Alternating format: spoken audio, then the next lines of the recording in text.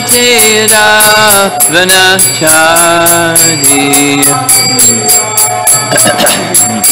Jaya Radha Madhava Kunja Bihari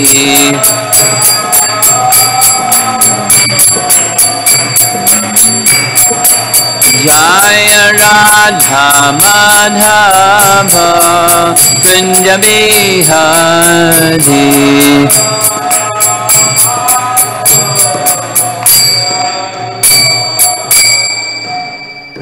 Jaya Vishnupad Paramahamsa Hari Vijayacharya Astatarasata C. Srimad His Divine Grace Bhaktivedanta Swami Srila Prabhupada Ki Gaur Premanandi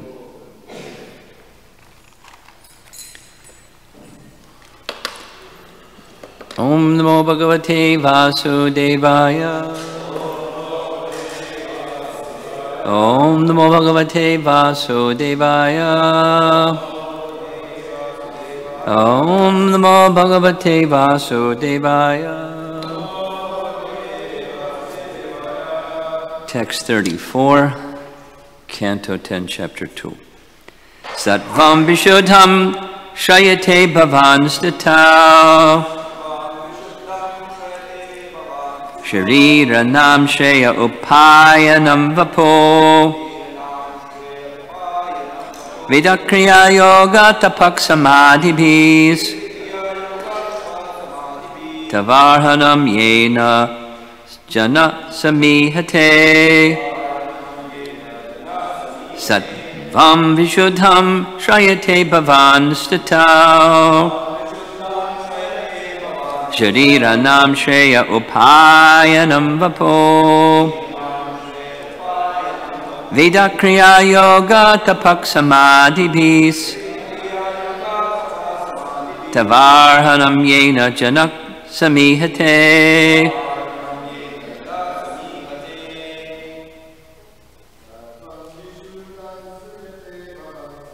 Sattvam Vishuddham Shrayate Bhavan Statau Sharira Nam Shreya Upayanam Vapo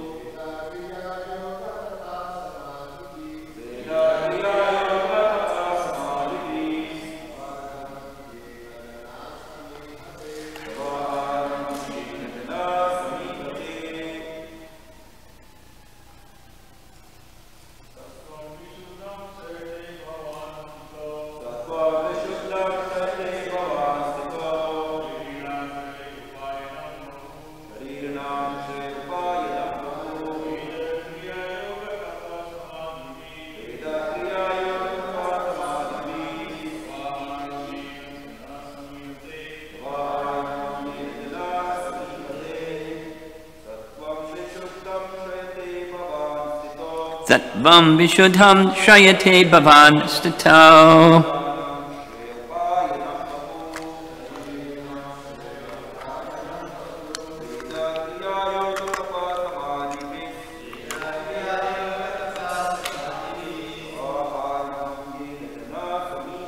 Tavarhanam Yena Shanak Samihate.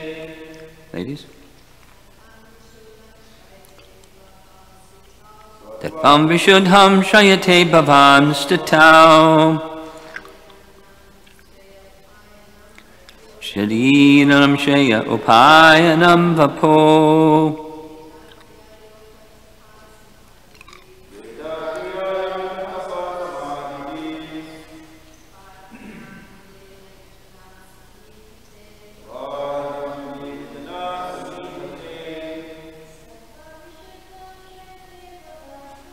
Sattvam Vishuddham Shrayate Bhavan Statau Shariranam Shaya Upayanam Japo Yakriya Yoga Samadhibhis. Your worship.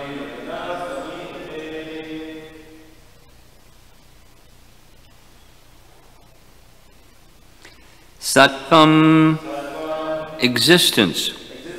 Vishuddham, transcendental. beyond the three modes of material nature. Shayate accepts Bhavan, your lordship. Sitau, during the maintenance of this material world. Shriranam, of all living entities. Shreyaha, of supreme auspiciousness. Upayanam, for the benefit. Vapoho, a transcendental form or body. Veda kriya, by ritualistic ceremonies, according to the directions of the Vedas. Yoga, by practice of devotion. Tapaha, by austerities. Samadhibihi, by becoming absorbed in transcendental existence. Tava, your. Arhanam, worship. Yena, by such activities. Janaha, human society. Samihate, offers its obligation unto you. Translation: O Lord, during the time of maintenance you manifest several incarnations, all with transcendental bodies beyond the material modes of nature. When you appear in this way, you bestow all good fortune upon the living entities by teaching them to perform Vedic activities such as ritualistic ceremonies, mystic yoga, austerities, penances, and ultimately samadhi, ecstatic absorption in thoughts of you. Thus, you are worshipped by the Vedic principles. Purport by Srila Prabhupada. As stated in Bhagavad Gita 18.3, Yagya dana tapak karma nat chajam. The Vedic ritualistic ceremonies, charity, austerity, and all such prescribed duties are never to be given up. And again, Yagyo danam tapash chaiva pavanani manishanam. 18.5 Bhagavad Gita. Even one who is very much advanced in spiritual realization must still execute the Vedic principles. Even in the lowest stage, the karmis are advised to work for the sake of the Lord. Yagnartat karmano nyatra lokoyam karma bandhana. Work done as a sacrifice for Vishnu has to be performed, otherwise work binds one to this material world. Bhagavad Gita 3.9. The words Yagnartat karmana indicate that while performing all kinds of duties, one should remember that those duties should be performed to satisfy the Supreme Lord. Sva karmana tam abhyarcha. According to the Vedic principles, there must be divisions of human society. Chaturvarnya mayashashtam. There should be Brahmanas, Kshatriyas, Vaishyas, and Shudras, and everyone should learn to worship the Supreme Personality of Godhead. Tam abhyarcha. This is real human society, and without this system, we are left with animal society. Paragraph. The modern activities of human society are described in Srimad Bhagavatam as the activities of Gokara, cows and asses. Saeva Gokara. Everyone is acting in a bodily concept of life, involving society, friendship, and love for the improvement of economic and political conditions, and thus all activities are enacted in ignorance. The Supreme Personality, therefore, comes to teach us how to act according to the Vedic principles. In this age of Kali, the Supreme Personality of Godhead appeared as Sri Chaitanya Mahaprabhu and preached that in this age, the Vedic activities cannot be systematically performed because people are so fallen. He gave this recommendation from the Shastras. Harir Nama, Harir Nama, Harir Nama eva kevalam kalo nastyeva nastyeva Nastyeva gatir anyata. Translation. In this age of quarrel and hypocrisy, the only means of deliverance is chanting the holy name of the Lord. There's no other way, no other way, no other way. The Krishna consciousness movement is therefore teaching people all over the world how to chant the Hare Krishna mantra, and this has proved very much effective in all places, at all times. The Supreme Personality of Godhead appears in order to teach Vedic principles intended for understanding Him. Vedaish desire vair aham eva vedya. We should always know that when Krishna and Lord Chaitanya appeared, they appeared in Shuddha Sattva bodies. We should not mistake the body of Krishna or Chaitanya Mahaprabhu to be a material body like ours, for Krishna and Chaitanya Mahaprabhu appeared as needed for the benefit of the entire human society. Out of causeless mercy, the Lord appears in different ages in His original Shuddha Sattva transcendental body to elevate human society to the spiritual platform upon which they can truly benefit. Unfortunately, modern politicians and other leaders stress the bodily comforts of life, yasyatma buddhi kunape tri dhatuke, and concentrate on the activities of this ism and that ism, which they described in different kinds of flowery language. Essentially, such activities are the activities of animals. Saeva gokara. We should learn how to act from Bhagavad Gita, which explains everything for human understanding, thus we can become happy even in this age of Kali.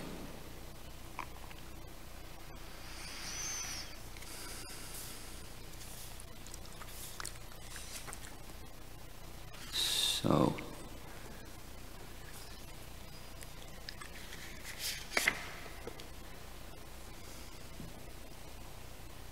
here's Prabhupada doing it again, saying varnashram duties must be performed. The Lord comes to give them. And then he says varnashram duties cannot be performed in this age because people are too fallen and therefore chant Hare Krishna.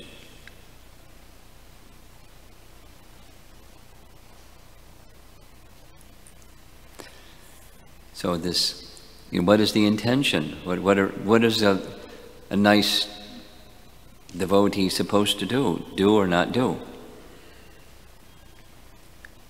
So the Srimad Bhagavatam is saying, this is the appearance of Krishna, and it's the end of Dwapara Yuga, but still, these messages are eternal, and Prabhupada is quoting Bhagavad Gita, Chapter 18, text 3, text 5, saying, don't give them up. The verse, so the third line of the verse, Veda, Kriya, Yoga, Tapa, Samadhi, peace. The commentary of Acharyas say this is just, touching the brahmachari, grahastha, vanaprastha, sannyas, stages of life, the ashram stages of life. And Prabhupada is just mentioning, because it's in the purport, everyone must. So these are duties of different ashrams, and we must. And so Veda, that's the study of scripture. Kriya, the Kriya Yoga, that's the duties of a grahastha. Tapa, vanaprastha. Samadhi, the position of a sannyasi. And it's just touched on the purport here as well. These are ashram positions, and we're obliged. It's very clear in the purport, very clear in the verse. We're obliged. And then it's not possible. So what's a nice devotee supposed to do or not do? And, well, we're supposed to do. But the form, this is keeping it simple. This is from our Exploring Varnashram seminar in Gitanagari. The form of the ancient days is not possible, but the principle is something that must be done. I mean, just as a for example,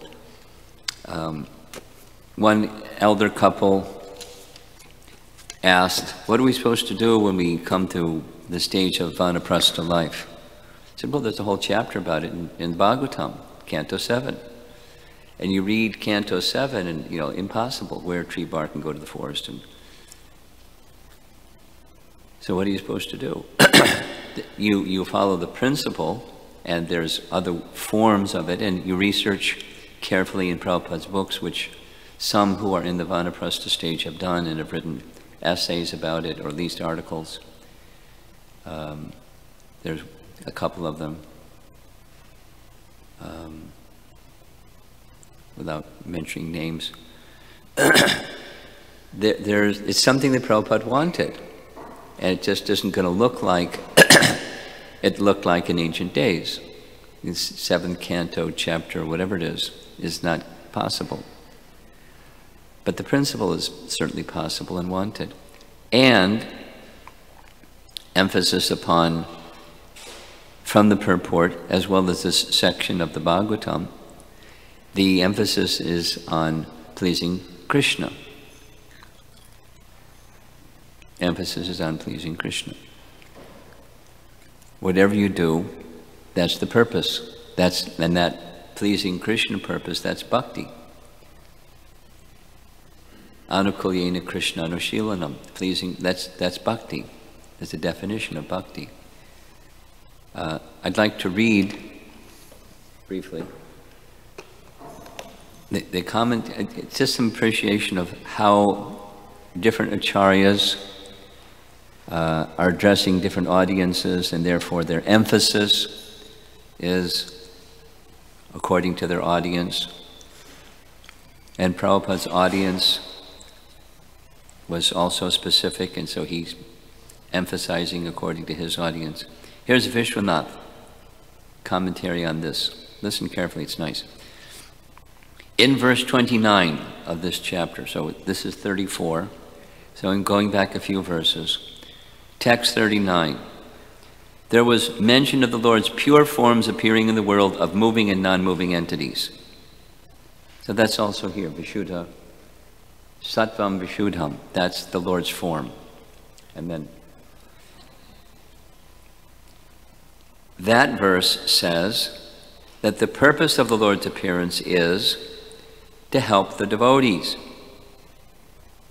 Then 30, 31, 32, 33.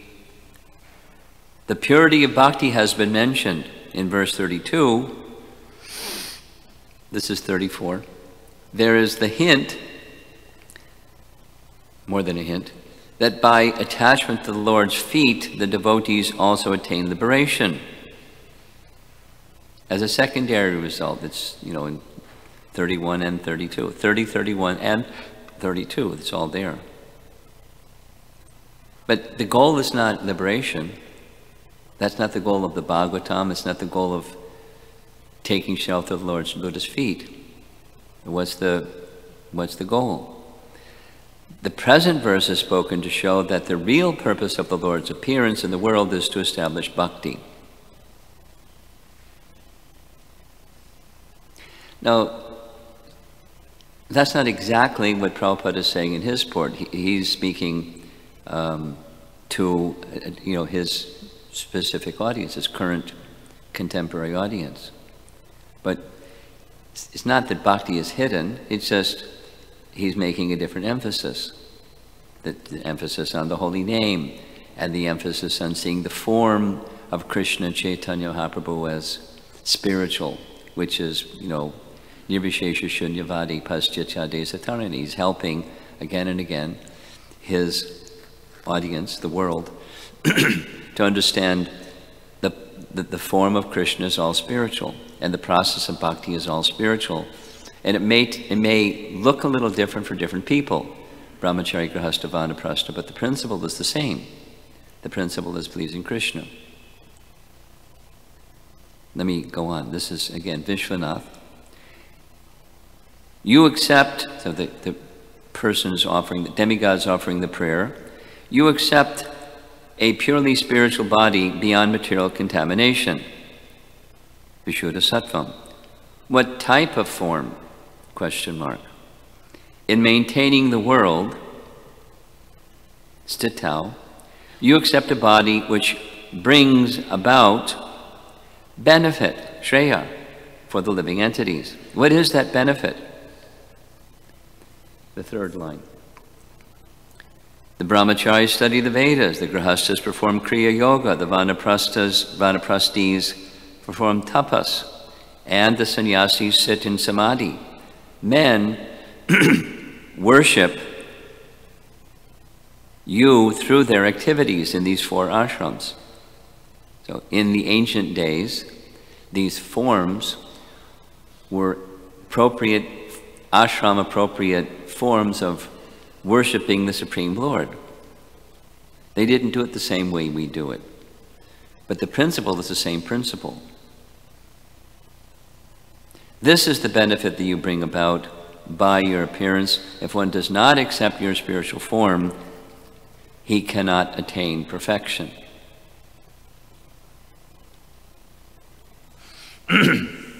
Just a little appreciation. Yesterday evening there was really, simple discussion about the 10 essential teachings of Lord Chaitanya, which are the teachings of the Srimad Bhagavatam. There's no difference. And on the topic of devotional service, it's the only way of achieving perfection. Now there are ways of elevation, but then there's perfection. And unalloyed devotion is the means of achieving perfection. Now, unalloyed devotion can look different in different ages, in different ashrams, in different individuals within the same ashram. It can look different. That's just fine. Diversity is just fine. But there's principle. So this arhanam, tava arhanam, yena, jana. Persons who worship you, so they're offering not just the fruits of their work, because that's in Prabhupada's purport, the fruits of their work, because otherwise work is binding, but beyond that, beyond karma yoga is bhakti yoga. And then the activity is for the pleasure of Krishna. That's bhakti. And who is Krishna? One needs to understand who Krishna is, not just something notional, like God. Christ is God, and love is God, and the flowers are God, and I met somebody, without going into it, the trees are God.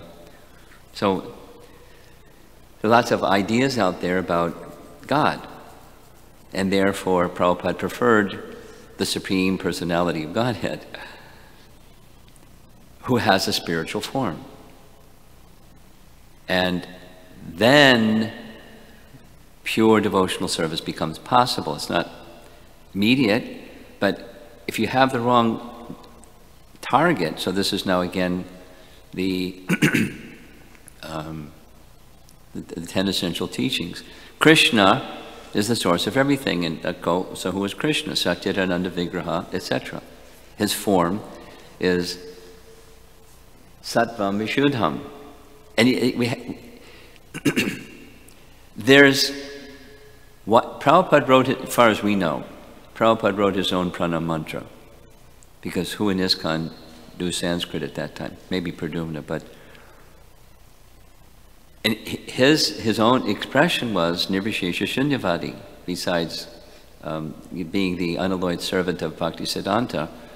So strong emphasis in the Western world, what to speak of South India or anywhere in the world, China, anywhere in the world, impersonalism and voidism, very strong. So strong. Why? Because that's an obstacle to bhakti. You can't say it the opposite. You can't do bhakti if you don't know the objective. So it's really important to understand the personality of Godhead is fully spiritual. It goes back, this is Vishwanath going back to verse 29. 30, 31, 32, 33, 34. It's speaking to, these are the demigods offering prayers to Krishna in the womb, and they're speaking about the penultimate position of bhakti. And the form that's about to appear is all spiritual, although within the womb of Devaki. Sounds like a contradiction, especially if you're not a, Krishna Bhakta. What's in the womb of Devaki has got to be something material, because how is the womb of a mother going to produce something that's not material? By the internal potency, that's how, but, it doesn't compute. And so we're also influenced. Srimad Bhagavatam specifically is glorification of the personality of Godhead, and it's the literature, especially one of the verses that Prabhupada liked very much is from this Canto 1, Chapter 7, no, Canto 1, Chapter 5, in the preface, that this literature that's glorifying the personality of Godhead, it's for people who are sinful. That's Janata Agha Viplava. That's the audience. The Bhagavatam's audience is sinful people. Of course, it's also Paramahamsas, and that means everybody in between. But that's the literature, and it's important in composing that literature that this emphasis given this section, bhakti is superlative, even if one does other things which are not to be neglected. Bhakti is the essence, not the ritual, not the study as a brahmachari or kriya yoga as a householder, and tapa as that's not the essence. And the essence can bring perfection. That's the emphasis of this section. I want to read Jiva Goswami's commentary. Though you have a body which is the supreme cause, as mentioned in Bhagavatam 393, you manifest a body of Shuddha Sattva in this world. This Vishuddha Sattva body is beyond Maya, arising from the Chit Shakti, spiritual potency, and is not different from you through your Prakash Shakti. You appear to protect the world. Stitau. You have a variety of eternal bodies. You manifest a particular body for protecting the world at a particular time. For instance, though a person has various senses, he takes shelter of the eye to see or the ear to hear. After appearing in giving protection, these forms produce happiness for the living beings, even through meditation. Your body is like a gift given in compassion for unlimited living beings. That's the Shariranam term in the verse, which yields results of pious acts and other goals up to prema. Refers to Brihad Aranyaka Upanishad. By the Lord, full of bliss, all beings live. He gives the results of different worshippers. Then he goes to these four down in the third line. However, if one worships the Vedas, through the Vedas, or by other methods, without aiming at the body of the Lord, it is not direct worship. This is a topic in Chapter 7, Bhagavad Gita. And the advocacy is direct worship of the spiritual form of the personality of Godhead. That's this whole section, for commenting back on Vishwanath. For this reason it is said that this is the best method for all beings. Sridhar Swami says that without aiming for the body of the Lord, one cannot even attain the results of karma yoga actions. Then he quotes finally, one verse, Canto 10, Chapter 81, devotional service to his lotus feet. Again, this is a reference going back several verses, right? Devotional service to his lotus feet is the root cause of all the perfection a person can find in heaven, in liberation, in the subterranean regions, and on earth. So we heard the other day this mentioned that in this case, this is Jiva Goswami saying, in reference to his lotus feet, means, in this case, sadhana bhakti. But when we're doing sadhana bhakti, it's important, it's more than it's important, it's necessary to understand what's the goal. Otherwise, it's not just a behavior change. There's lots of people that get up early in the morning. Lots of people that don't, but there's lots of people that do.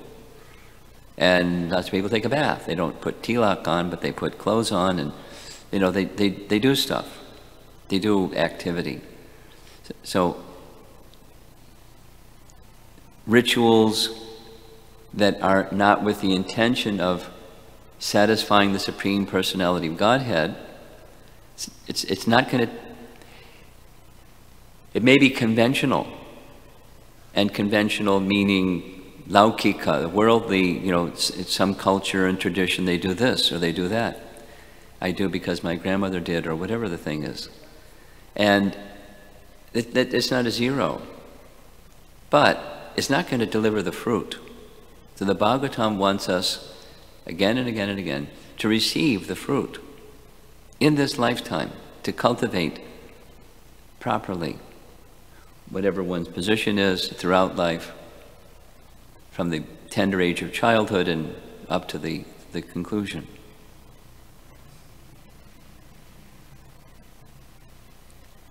Bhagavatam wants us to understand that the ultimate significance of bhakti. I'll just say two other things quickly and then finish. In Brahma's prayers, Canto 10, Chapter 14, the first section is emphasis on bhakti in contrast to other processes. In Queen Kunti's prayers, she does the same thing. The emphasis on bhakti in contrast to gyan and karma. It's not just Rupa Goswami came up with this nice idea, jnana karma jnanavritam. It's Bhagavatam. It's Lord Chaitanya's teachings. It's this amala pramana, spotless authority. And gee, how fortunate we are that we have it. Compliments of the arduous work of devotion of our founder Acharya. We have it. We don't cherish it sufficiently. I'm sure everyone here and people that aren't here cherish it. But if we could cherish it sufficiently, that's the passage to the stage of perfection is obstructions are removed. That is to say, the obstructions are stuff inside. And taking shelter of other things instead of exclusive shelter. Ananya Bhakti. And this Ananya Bhakti is what, it's so powerful that attracts Krishna. And Krishna is all attractive, but Krishna is attracted by Ananya Bhakti. That's the power of what we've been given. So continue cultivating and be clear what the goal is and be clear what the process to reach the goal is.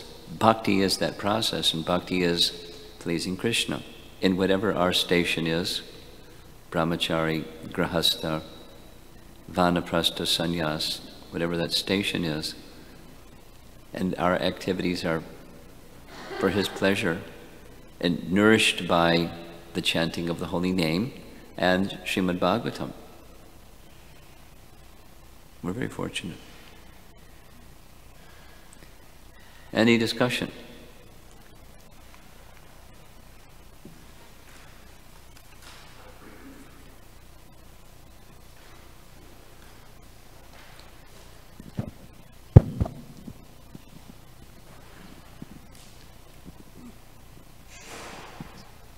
Maharaj, here we found that Krishna himself is saying that he is teaching the Vedic principles. So like samadhi and constantly thinking of Krishna. So question is coming, suppose one devotee is very strong in his youth and one devotee in his final stage, like he is a sannyas, suppose. So which one is recommended? Because in the purport I think is mentioned one has to work. One has to not do some devotional service. So question is, which one is recommended for what? Yes, of course everything is absolute. Whether one is mopping the floor or doing worship or whatever. So which we can recommend are suppose one is thin, lean and thin, he cannot do any devotional service. So is he recommended for samadhi or something? Constantly thinking of Krishna? We need a relay system here. If I understand your question correctly, do your best. What determines what is the proper activity for different individuals? Someone it might be work, for another one it might be samadhi, as they near the end of their life. How to determine which form, which activity is proper for which person. Is that correct? Well, there's 4 categories and then there's obvious customizing under those 4 categories. So for a brahmachari, this one, study of the scripture, right in Bhagavad Gita. And for a householder, so there's categories. Supposing Harsha said, oh, I meet people every now and then. You know, before I was married, life was simpler, and now it's very complicated. Maybe I'm doing the wrong thing. But, you know, 2 questions to that person. Long term, over the next 25 years, is it appropriate for you, is it suitable for you that you're in a family situation or that you're in one of these other situations? What's your nature? Not just because parents said you got to get married now, but what is your nature? And then, so it's suitable. And when you are in this position, it would be very irresponsible if you didn't maintain your family, your wife and your children, and you know, that's not performance of duty. So there's performance of duty that's suitable for the ashram. So like that. Then, you know, different persons have, this is Rupa Goswami's teaching, that anasaktasya vishayan yartarham upayunjitaha. We had discussed this actually just in one home program yesterday. So yatarham, according to suitability. So what may be suitable for you may not be suitable for Sunila Madhava, may not be suitable for Sabal, and might not be suitable for some other grahastha. So there's some customizing. So what is suitable? And you know, a principle, not the only one, is so you can be peaceful. And at the same time, minimize nirvriti. But, you know, what your needs are and what another person's needs are may not be the same. And needs is kind of more the mind than it is the soul, but that's what Varnashram is about. It's, you know, the mind and the body and what the needs are, meeting those needs.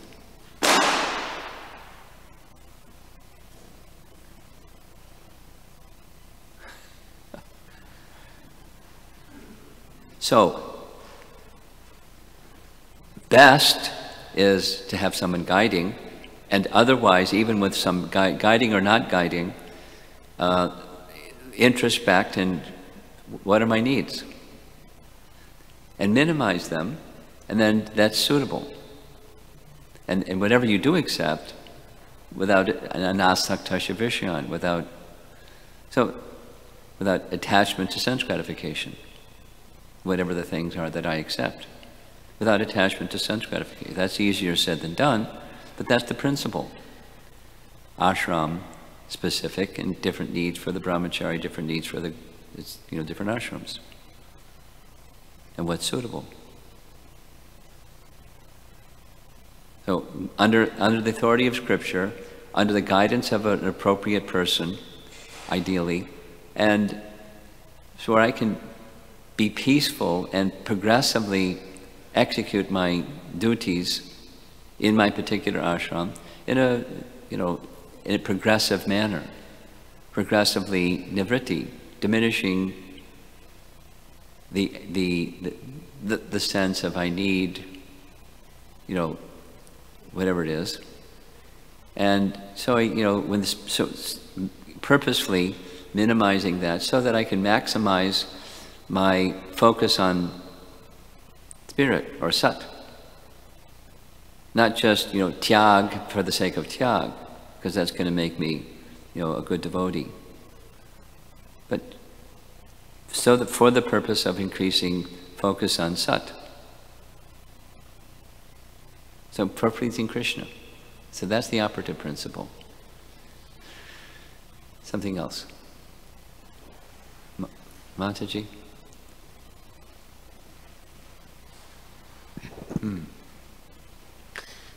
Maharaj, we were at a book distribution tent yesterday, and it was an international, I think, cultural fest.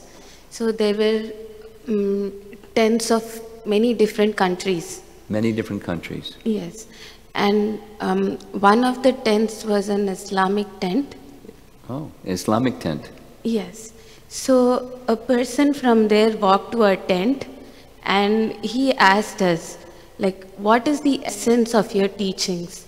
I've been thinking of reading Bhagavad Gita for a very long time, and I see that you have it.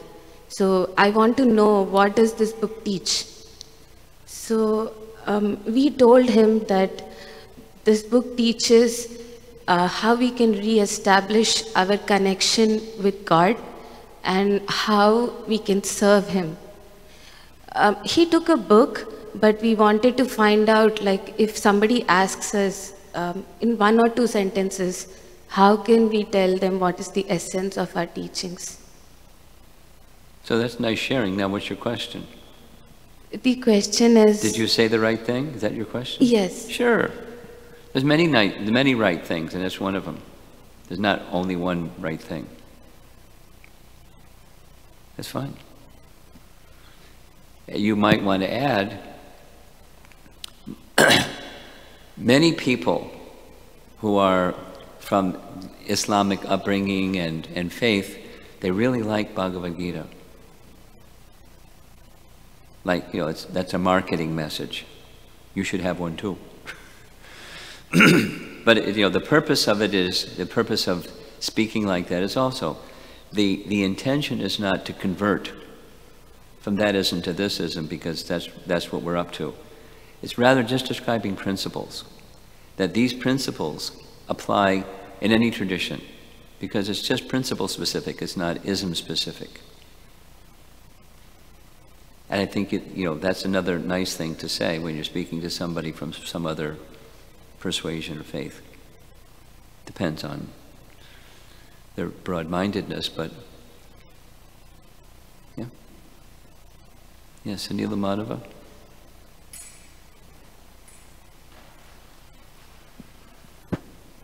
Thank you, Maharaj. I think we should always emphasize that the God is a person. And then we want to serve Him with love and devotion. Hare Krishna. Good. Because, and his remark is, that's certainly something that Prabhupada gave emphasis to in his presentation of Bhagavad Gita, that God is a person. Because he didn't want to use God, because there's conceptions of God all over the place out there. But God is a person. Meant in our, yeah, okay.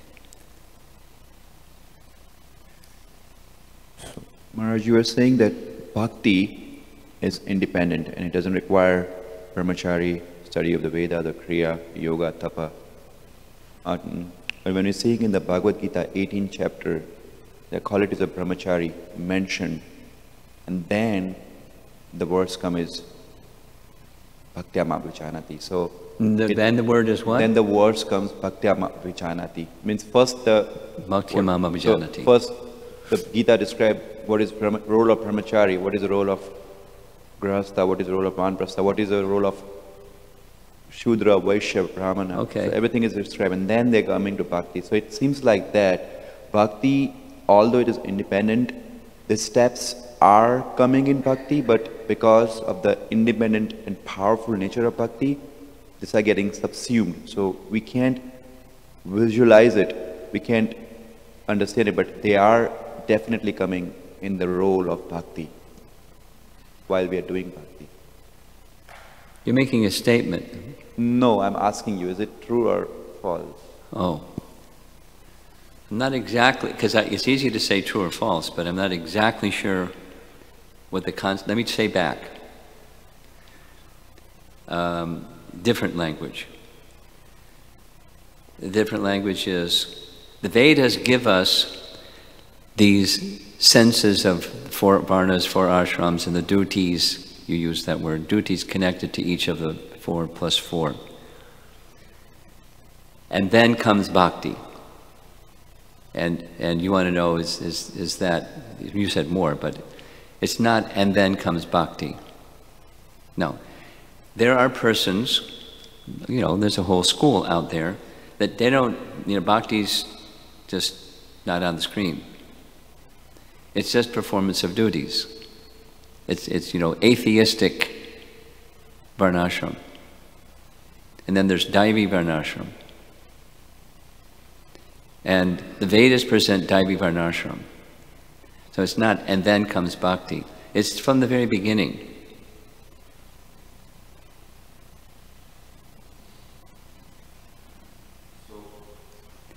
Since tapa is not required in bhakti, but it seems like when you do bhakti, the austerity and tapa follows simultaneously, because bhakti Yes, yes.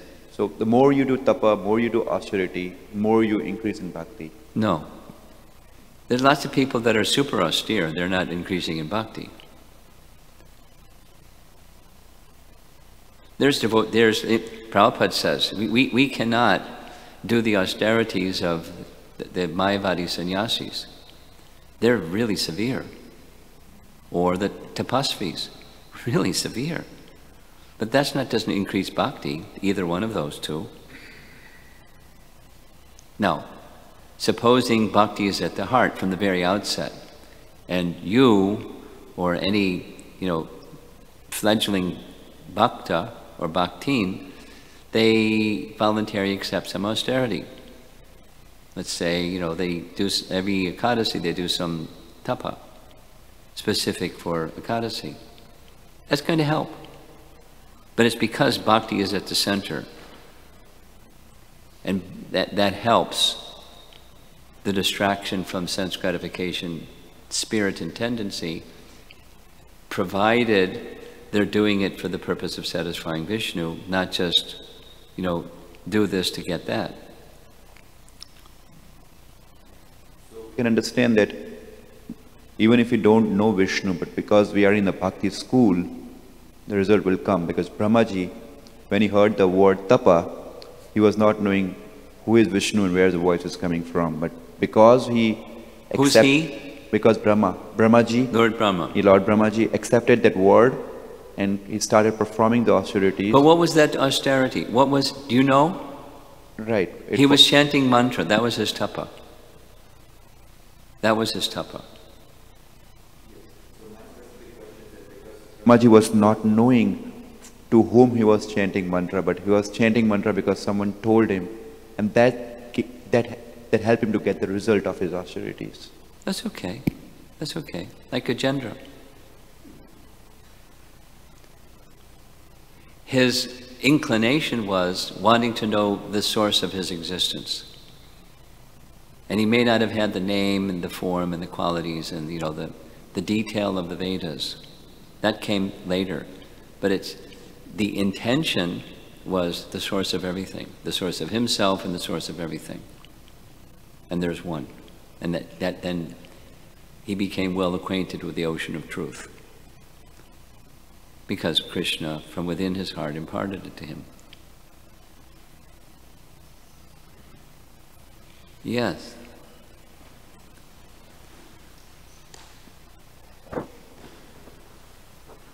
Hare Krishna. Maharaj, thank you for your class. I was Slowly. See, I'm going to go fast. Okay. I was appreciating your last point you were making, where austerity doesn't increase bhakti. And that reminds me of the Rasamuni and one of my favorite verses in the Bhagavatam. I think it's slowly. 5th canto, chapter 1, verse 17. It says that even if one is a renunciate who travels from forest to forest, he must always fear material bondage because he's married to 6 co-wives, the mind and 5 senses. And Durvasa was a monk, but he was married to Maya, and Ambarish was a householder, but he was divorced from Maya. So my question is that... Slowly. In our situation, doesn't matter which situation we're in, a monk, vanaprastha, whatever ashram, it seems like the mind, the tendency is to always find something wrong in a situation, always look for something that's wrong because we're married to Maya. So my question is, how do we become content in whatever situation we are, because we can't orchestrate every situation we live in? By connection with Krishna, and not otherwise. You want contentment, that's how, and not otherwise. You know, one can go up, but then back down. Because only bhakti has the power to do that. You stay up, you have a place of shelter in the realm of transcendence, in the person of transcendence, through the mood of service. Okay, I'm going to end. Srila Prabhupada ki jai.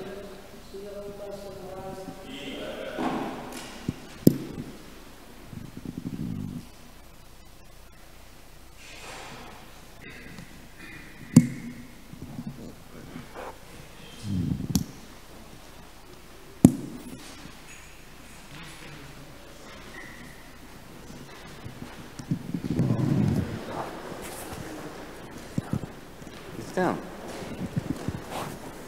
Yeah.